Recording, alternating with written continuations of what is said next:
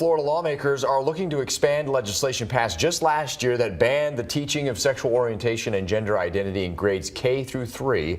I'm John Bachman. I'm Tanika Hughes. Action News Jack's Jake Stofan is live in St. Augustine. And Jake, critics are calling this Don't Say Gay 2.0.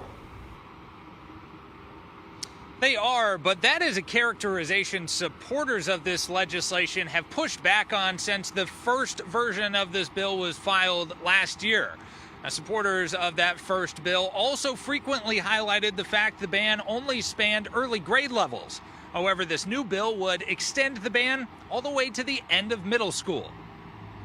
The newly filed bills in the House and Senate both extend the prohibition on teaching gender identity and sexual orientation from grades K through 3 to pre-K through 8.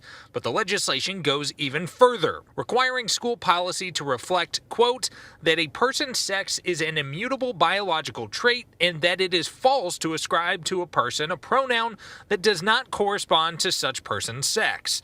It also prohibits schools from requiring staff and students to use pronouns that don't align with a person's biological sex. Former State Representative Carlos Guillermo Smith, who now works with Equality Florida, says the LGBTQ rights group isn't surprised to see the bill filed. These culture wars are absolutely about Ron DeSantis promoting himself to run for president of the United States.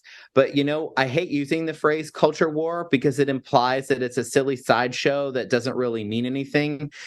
These bills are actually having a negative impact on people's lives. People with LGBTQ kids in schools are contemplating leaving the state of Florida. And coming up on Action News Jackson 5, we'll hear from Republican lawmakers and supporters of this legislation who claim this is all about expanding a parent's right to direct the upbringing of their child. For local coverage you can count on live in St. Augustine, I'm Jake Stofan, Action News Jax.